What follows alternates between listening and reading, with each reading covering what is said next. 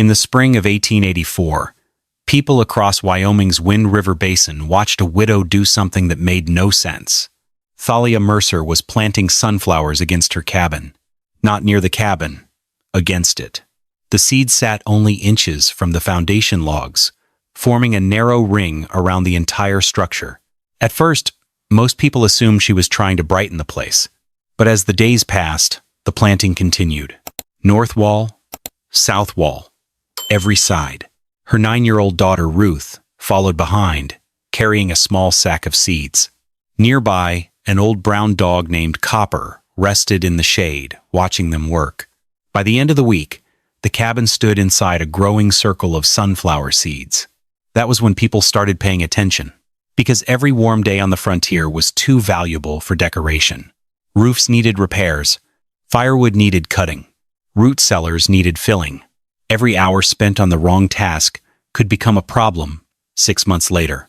From across a fence line, sheep rancher Elias Crow watched the work and finally decided to ask about it. "What are the flowers for?" Thalia pressed another seed into the soil before answering. "They're for the cabin, nothing else." No explanation, no reason, just those 4 words. Elias looked at the wall, then at the seeds, then back at the widow. The answer explained less than the question. By midsummer, people throughout the basin would be talking about the strange sunflower cabin. By winter, they would wish they had listened more carefully. That talk reached the trading post first, then the church, then the sawmill, where men spent long afternoons waiting for lumber orders and discussing other people's decisions. Before long, people had a name for the place. The Sunflower Widow's Cabin. Harold Finch, who controlled much of the valley's winter supply credit, called the project a waste of valuable growing weather. Walter Boone, a carpenter who had raised cabins from Wyoming to Colorado, laughed when he heard about it. "Flowers don't stop winter," he said. Most people agreed. The nickname stuck. Thalia heard it. Everyone did. The valley was too small for anything else. Yet the rows around her cabin kept growing. Week after week, she worked among them without defending herself, correcting anyone, or offering explanations. The silence only deepened the mystery. And somewhere beneath the amusement, a few people began wondering whether the widow knew something they did not. The talk around the Sunflower Widow's cabin continued through June. But very little changed on the Mercer homestead. A worn coat still hung behind the door. An old axe remained beside the stove where it had rested for years. Neither item had been moved since Thomas Mercer failed to return from a winter whiteout 4 years earlier. Some evenings, Copper would curl up beside Thomas's empty chair as if waiting for a familiar pair of boots to cross the floorboards. One night, while the last light faded beyond the basin, Ruth looked through the window at the young sunflower plants. Would Father have liked the flowers? The question lingered in the room. Thalia's hands continued working a length of cord around a loose fence rail before she finally glanced toward the cabin.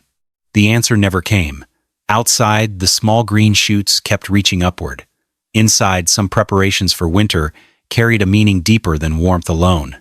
The idea had not begun in Wyoming. Years earlier, when Thalia first married into the Mercer family, Thomas's mother had shared stories from a Volga German settlement in Colorado Territory.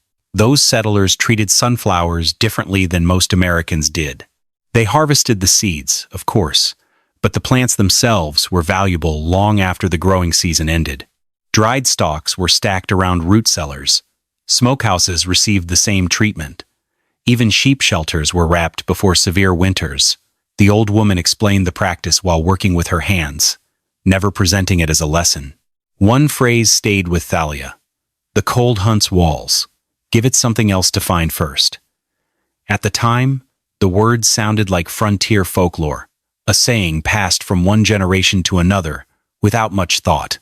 Years later, standing beside her own cabin with winter always waiting somewhere beyond the mountains, she understood what the old woman had really been describing. Not a superstition, a system. One that had already survived more winters than most people in the basin would ever see. By August, the sunflowers had grown tall enough to draw attention from every wagon that passed the Mercer place. Then the wind arrived. It swept down from the western ridges one afternoon with the sudden violence common to the Wyoming territory. Dust rolled across the flats. Loose boards rattled. A section of fencing collapsed near the creek. When the gusts finally eased, nearly a third of the western sunflower row lay flattened against the ground. Broken stalks stretched across the dirt like fallen spears. Walter Boone happened to be riding nearby when he saw the damage. He studied the ruined section for a moment and shook his head. "I told you." The news spread almost as quickly as the storm itself. Some people assumed the experiment had reached its natural end. Others expected the remaining plants to follow with the next hard wind. The following morning offered a different sight. Thalia was already outside before sunrise. One by one, she lifted the damaged stalks. Some were straightened, others were replaced. New support stakes appeared along the western side. Additional cord connected the rows together, allowing them to share the pressure when the wind returned. The work lasted several days. Copper spent much of that time circling the area, nudging sheep away from the fragile plants whenever they wandered too close. By the end of the week, the row stood again. It was not identical to what had existed before. In some ways, it was stronger. Walter noticed that as well. So did Elias Crow. Neither man mentioned it. Yet the first serious challenge had revealed something important. The widow's plan could bend. It could suffer damage. And it could be rebuilt without being abandoned. The collapse of the western row gave Walter Boone the perfect opening to speak up. A few days later, he stopped at the Mercer property, while Thalia was working along the north wall. The carpenter dismounted, rested an arm on the saddle horn, and looked over the growing ring of sunflowers. Walter had built more than 20 cabins across Wyoming and Colorado. Some still stood.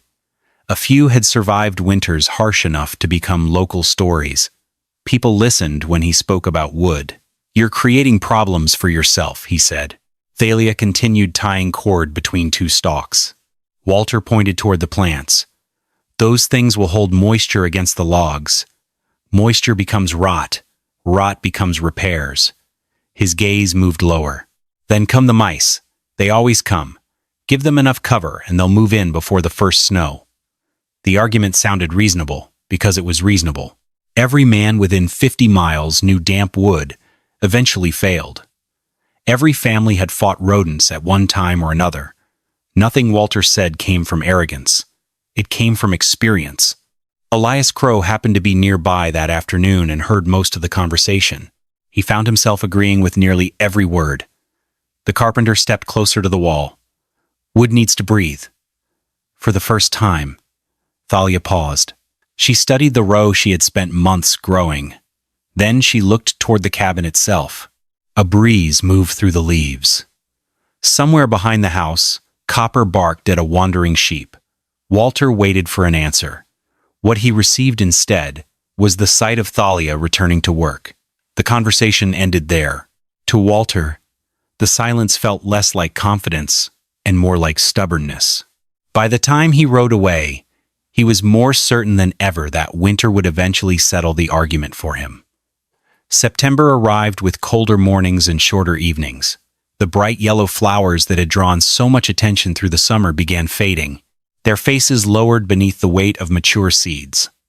Green leaves turned brittle. The stalks hardened day by day. For Thalia Mercer, the real work was only beginning. She harvested part of the seed crop and stored it in cloth sacks for the following spring. The rest remained attached. Every plant had another purpose now. Over the next several weeks, the cabin slowly disappeared. Bundles of dried sunflower stalks were tied together with cord and pressed against the outer walls. Thick stems formed the foundation of the layer. Smaller stalks filled the gaps. Broadseed heads were woven into open spaces the same way a mason might fit stones into a wall. Ruth spent afternoons carrying armloads of dried plants from one side of the cabin to the other. Copper followed wherever the work moved. By October, the north wall had almost vanished beneath a dense covering of stalks, leaves, fibers, and trapped air. Then another problem surfaced. One morning, Ruth noticed movement near the base of the western wall. Mice. A few had already begun nesting inside the outer layer. The discovery would have confirmed every warning Walter Boone had made. Thalia examined the damage carefully. Instead of ignoring it, she pulled sections apart and exposed the nesting areas. Several hours of work disappeared in a single afternoon. The following day she returned carrying bundles of dried sagebrush and sweet grass gathered from nearby ground. The fragrant material was packed into vulnerable spaces throughout the structure. More was placed near the foundation where rodents preferred to travel. The result appeared almost immediate. Within days, signs of nesting became difficult to find. A week later, they disappeared altogether. The repair added time. It added labor. It also improved the system. As October drew toward its end, the cabin no longer looked like a conventional homestead. The walls seemed buried beneath a thick, protective skin grown from the summer itself. Every bundle had been placed by hand. Every section had been tested, adjusted, and rebuilt when necessary. From a distance, most people still saw a strange collection of dead plants. Thalia saw something different. Winter was coming. And for the first time, the cabin was beginning to look ready for it. By late October, another unusual object appeared inside the Mercer cabin. A thermometer. It hung on the wall opposite the stove, where it could not be influenced too heavily by direct heat. Beside it sat a small ledger book with a worn leather cover. Every week, Thalia added new entries. Morning temperature. Evening temperature. How much firewood had been burned. How often the stove required attention during the night. The process looked tedious to anyone watching. Most people never bothered measuring winter. They simply endured it. Harold Finch certainly saw no value in the exercise. When he stopped by the property to discuss a supply order, he noticed the ledger lying open on the table. "You can write numbers all day," he said with a grin. "That won't change the weather." The remark earned a few laughs from others nearby. Thalia recorded another entry anyway. The figures continued accumulating week after week. Outside the cabin, meanwhile, the basin was beginning to issue its own silent warnings. Drawing on a lifetime of reading the weather, old Jeremiah Voss sensed an unusually brutal winter gathering just beyond the mountains, a grim premonition that quietly silenced the laughter at the trading post, because deep down, everyone knew that winter would soon deliver the final verdict. November arrived with a sharpness that could be felt before it could be measured. The grass had lost its color. Thin sheets of ice lingered in shaded places long after sunrise. Every morning seemed to begin a little colder than the one before. Around the Mercer cabin, the sunflower skin was nearly complete. Only small adjustments remained. Most people would have considered the work finished. Thalia did not. One evening, a hard wind rolled down from the northern slopes and swept through the basin for several hours. The cabin held. The bindings held. Nothing appeared damaged. Yet throughout the night, Copper behaved strangely. The old dog paced along the north wall again and again. Several times he stopped near the same section, nose pressed close to the ground. Then he moved on, only to return a few minutes later. By dawn, Thalia decided to investigate. She followed the wall carefully, examining every bundle, every tie, every layer of stalks. At first she found nothing. Then she saw it. A narrow void, hidden behind the outer layer. Almost 2 feet long. From a distance it was invisible. The stalks concealed it perfectly. Most people would never have noticed. The coming winter would. The gap sat between the sunflower skin and the cabin logs, creating a channel where moving air could gather speed instead of losing it. Thalia stared at the section for a moment. Then she began taking it apart. Hours of finished work disappeared. Bundles came down. Bindings were cut loose. Entire sections were rebuilt from the frame outward. Ruth watched from nearby while carrying replacement stalks. By late afternoon, the repair was nearly complete.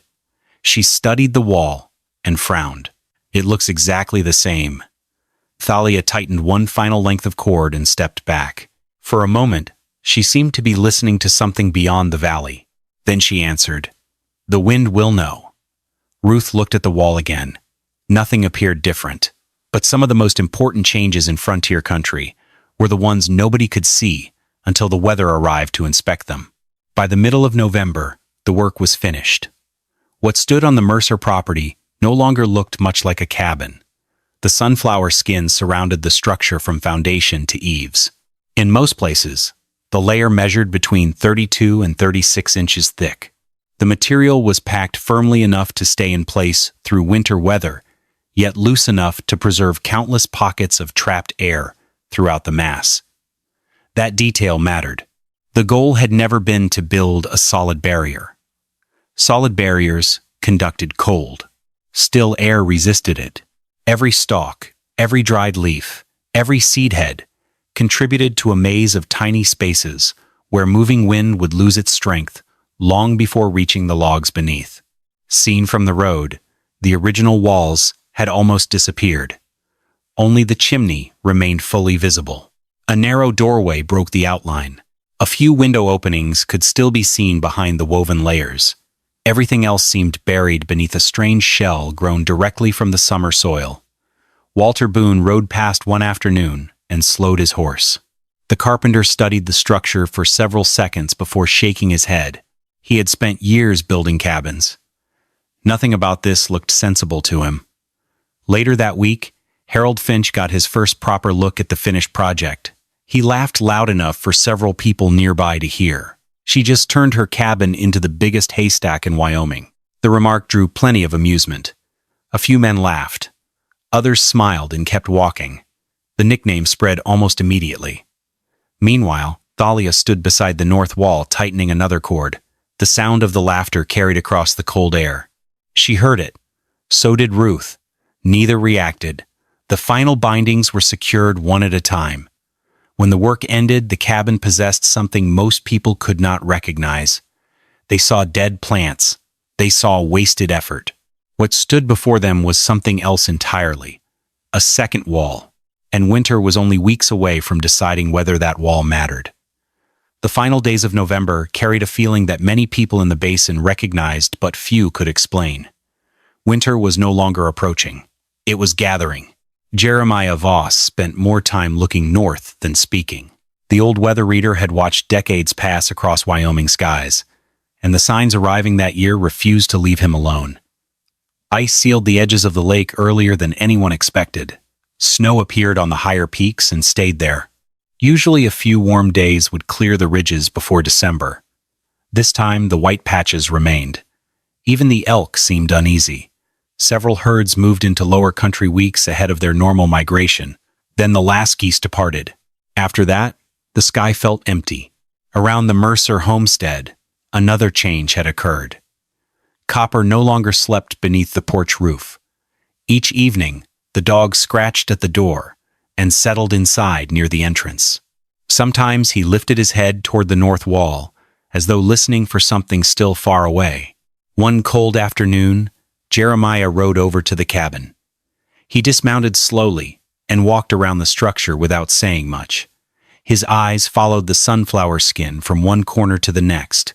The old man studied the bindings, the thickness, the way the material sat away from the logs. For the first time since the project began, someone with real frontier authority looked at the strange wall without amusement, without skepticism, without a joke. Jeremiah finally stopped near the doorway. "Who taught you that?"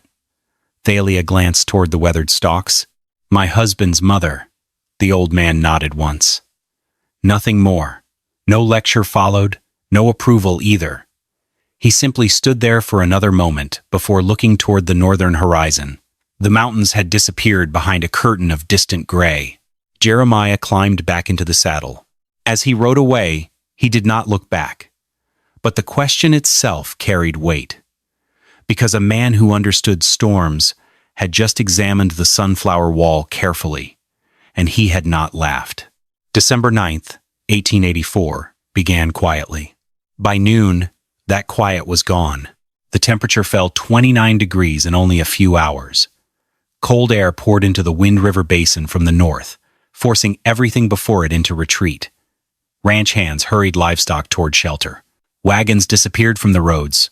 Doors were barred. Windows were checked one final time. Then the wind arrived. Hard, fast, relentless. Within an hour, it was blowing at nearly 58 miles per hour. Stronger gusts pushed well beyond 70. Snow did not drift downward from the sky. It raced sideways.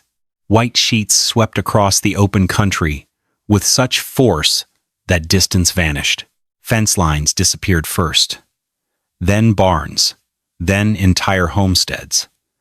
By late afternoon, the basin seemed to have been erased. Visibility dropped to only a few yards in places. A person standing outside could barely see the end of an outstretched arm. The storm continued building. One livestock shed lost its door. Another roof peeled away. Several ranchers later reported hearing timber crack beneath the pressure of the wind. The sound rolling across the valley resembled a freight train charging through the darkness. It never stopped. It never weakened. Hour after hour, the roar pressed against every structure in its path. Inside homes throughout the basin, conversations became shorter. People listened, waited, fed their stoves, checked their walls, looked toward windows now buried beneath driven snow. Nothing about the storm felt ordinary. Jeremiah Voss had warned that winter was coming hard. Even he had not predicted this. Far beyond questions, opinions, and arguments, the final examination had begun. The sunflower wall, the carpenter's warnings, the laughter at the trading post, the ledger on Thalia's table. Every one of those things now stood before the same judge. Nature had arrived, and nature never negotiated its verdicts. Across the Wind River Basin, people spent the first night of the blizzard, learning the difference between surviving winter and resisting it. At the Crow homestead, the lesson arrived quickly. The wind found weaknesses that had gone unnoticed for years. It pushed through a crack beneath the front door. It slipped into aging chinking that had shrunk during summer heat. It discovered a narrow opening near one corner of a window frame. Each gap seemed insignificant alone.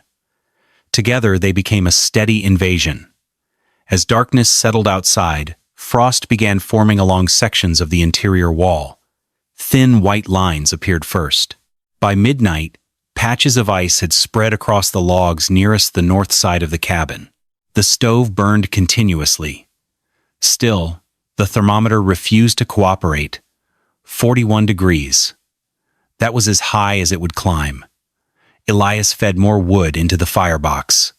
His wife gathered blankets.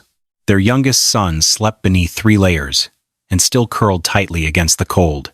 Every few hours, Elias checked the woodpile stacked inside the cabin. The reserve was shrinking faster than he liked. The storm outside showed no sign of ending.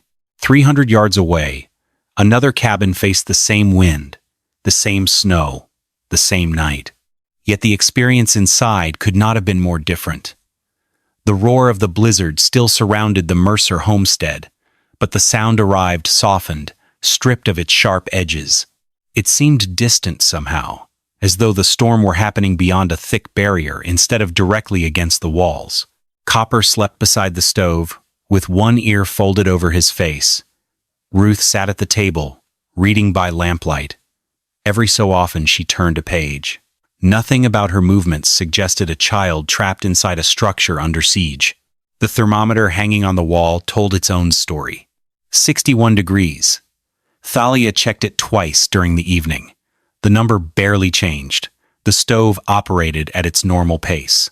No extra wood was needed. No frantic adjustments became necessary. While the wind hurled itself across the basin, she opened her ledger and recorded another entry. Temperature, wood consumption, time, simple figures, simple facts.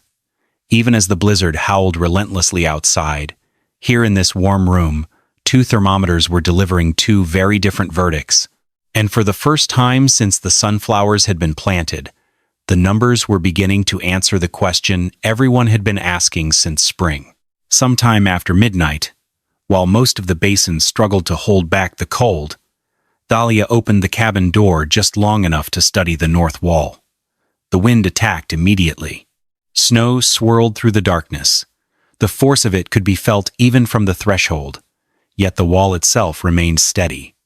A thick layer of white had accumulated across the outer surface of the sunflower skin. Snow filled gaps between the stalks. Ice locked loose fibers together. The structure looked less like a collection of plants now, and more like part of the landscape itself. What mattered was happening beneath that frozen surface. The blizzard struck the outer layer first. Instead of reaching the cabin as a single concentrated force, the wind was being broken apart. Thousands of stems, leaves, seed heads, and air pockets disrupted its movement. Large currents became smaller ones. Small currents collided with each other. Energy scattered.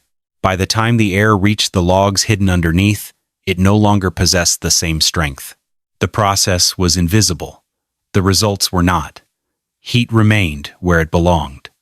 The wooden walls held their temperature. The stove replaced only a modest amount of warmth instead of fighting an endless loss. At the same time, the snow trapped within the sunflower layer was helping rather than hurting. Frozen moisture had become another barrier, adding insulation where the storm expected weakness. Months earlier, many people had looked at the project and seen dead flowers. Others saw wasted labor. Walter Boone saw rot. Harold Finch saw foolishness. While the storm furiously battered the cabin to test those assumptions, right here, the answer was taking shape, minute by minute. The sunflower wall was doing exactly what it had been built to do. It was not stopping winter. Nothing could do that. It was forcing winter to spend its strength before reaching the cabin. And between the frozen outer shell and the hidden logs beneath, a quiet layer of still air remained exactly where Thalia had intended it to be. The storm finally released its grip on the basin during the morning of December 11. Silence followed. A strange silence. The kind that arrives after 2 days of constant noise. Elias Crow spent nearly an hour digging his front door, free from the drift packed against it. Snow stood shoulder-high in places. Fence lines had vanished. Parts of the livestock yard looked completely unfamiliar. The cabin had survived. Barely. Several new cracks had opened in the chinking along the north wall. Thin strips of daylight could be seen through places that had been sealed before the storm. During the worst hours of the blizzard, the thermometer had briefly fallen to 39 degrees. The woodpile inside the house was nearly exhausted. After checking the livestock, Elias found himself thinking about the Mercer place. Curiosity pushed him down the road. Part of him expected to find wreckage. The sunflower wall had looked fragile from the beginning. 2 days of 70-mile-per-hour wind should have torn it apart. At least that was what everyone had assumed. When the Mercer cabin finally came into view, Elias stopped walking. The structure was still wrapped. The outer surface showed damage. Some stalks had been stripped away. Sections near the top had been flattened by the force of the storm. Here and there, loose fibers hung frozen beneath layers of snow and ice. Yet the core remained intact. The dense inner layer still hugged the walls. What had been lost appeared to have served a purpose. The damaged outer shell had taken the punishment. Everything behind it remained protected. The cabin itself looked less like a building than a snow-covered mound rising from the valley floor. A thin ribbon of smoke drifted from the chimney. Not the heavy smoke of a stove fighting desperately against the cold. Just enough. Elias stood there for several moments, watching it rise into the pale winter sky. Then he walked toward the door. Warm air greeted him before he crossed the threshold. Inside, Ruth sat at the table eating a bowl of porridge. Copper slept beside the stove without concern. No one was wrapped in blankets. No one appeared exhausted from 2 days of battling the cold. The difference was impossible to ignore. Elias looked first at the thermometer, then at the wood stacked neatly along the wall, then at the ledger resting on the table. Thalia saw where his attention had settled. Without a word, she handed him the book. The entries were simple. Dates, temperatures, wood consumption, nothing more. Elias followed the numbers through the 2 days of the blizzard. His own household had burned nearly twice as much fuel. Despite that effort, the temperature inside his cabin had remained more than 20 degrees lower for much of the storm. The figures required no interpretation. They simply existed. After a long moment, Elias closed the ledger and walked toward the nearest wall. His palm rested against the logs. The wood felt warm, not hot, not heated directly, just steady. Holding its temperature instead of surrendering it, Elias slowly lowered his hand. Then he looked at Thalia. "I was wrong." The words arrived quietly. They did not need to be louder. The blizzard had already finished the argument. Spring returned to the Wind River Basin, the way it always did. Slowly. Snow retreated from the lower ground. Streams broke free from their ice. The first patches of green appeared along the valley floor. When planting season arrived, Elias Crow surprised nearly everyone. The first sunflower seeds he placed that year went beside his cabin. Not in a garden, not beside a fence. Against the walls. Exactly where Thalia Mercer had planted hers. A few people noticed. Most pretended not to. By midsummer, 2 more families had followed his example. The year after that, there were 5. Something had changed. Not because anyone had won an argument, because winter had delivered a result. Walter Boone never admitted that his concerns had been unreasonable. In truth, many of them had not been. Instead, the carpenter approached the problem the way good craftsmen approach most things. He studied it. He examined the bindings, measured spacing, tested different ways of securing the stalks. Eventually, he developed methods of his own. Harold Finch stopped making jokes. The subject gradually disappeared from conversations at the trading post, which was often what happened when an idea stopped being controversial and started becoming useful. Over time, a new phrase entered the local vocabulary. People no longer referred to Thalia's home as the Sunflower Widow's Cabin. The structure had earned a different name, the Flower Wall. Years passed. Ruth Mercer grew into adulthood. Copper's muzzle turned gray. His steps became slower. Some afternoons he slept for hours beneath the same window he had guarded through the great blizzard. Inside the cabin, Thomas Mercer's old coat still hung behind the door. The axe remained beside the stove. Neither object drew much attention anymore. They simply belonged there. Outside, each summer brought a familiar sight. Rows of sunflowers appeared around cabins throughout the basin. Golden circles spread across homesteads that had never considered the practice before the winter of 1884. Children grew up assuming the walls had always been there. New arrivals copied them without knowing who started the tradition. The idea had outlived the argument. Perhaps that was the fate of most useful knowledge. People rarely remembered the laughter. They rarely remembered the doubts. What survived were the things that worked. A layer of stalks, a pocket of still air, a lesson carried from one generation to another. And somewhere beyond every horizon, another winter was always waiting. When it arrived, the wind searched for walls, just as it always had. By then, many of those walls had learned a simple frontier truth. The strongest protection is not always the one that looks strongest. Sometimes wisdom arrives disguised as something ordinary. Sometimes it looks like a field of flowers.